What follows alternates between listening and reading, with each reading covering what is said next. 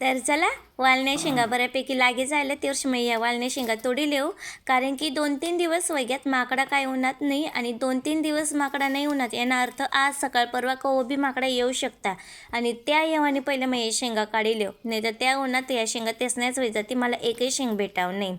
तंगणी बाजूला भिंत व ते वर्षी तंग बी वाल येलेलं, पण तंगना काय मला जास्त भिंत असल्यामुळे तंगण्या शेंगा तोडता येत नाही. तर तंगणी बाजूला बिल्डिंग व ते वर्षी बिल्डिंग म्हणेच बाया तंगण्या शेंगा तोडी लिहितात. ते वर्षी मला अंग जेवढा हात पुरत तेवढा शेंगा तोडी लिहू. तर देखू शकतास तुम्ही की बऱ्यापैकी शेंगा निघी राहण्यात.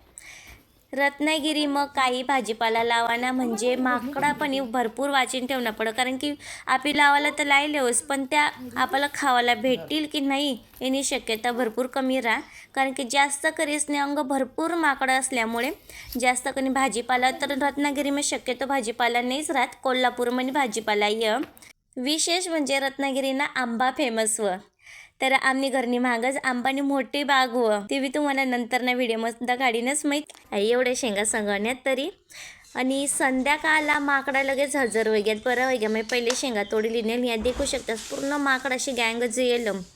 देखा कशा घरवर येणे बसता या माकडा, एक झाडावर लटकेले तर दुसरा जिनावर बसेल आणि देखा कशा बिल्डिंगवर जाईने बसता या माकडा, अंगण तंग उड्या मारता. ह्या भरपूर येता बिता तर भरपूर धिंगाणा करता. न्यावामने घरनी मागच पाणी टाकीवर बसेल होता. याला अट काहीतरी खावायला भेटी गेल तर अट बशीने खाय राहणे. तर देखू शकतास नशीब आज मी शेंगा तोडण्याने आज संध्याकाळला माकडा उन्हात.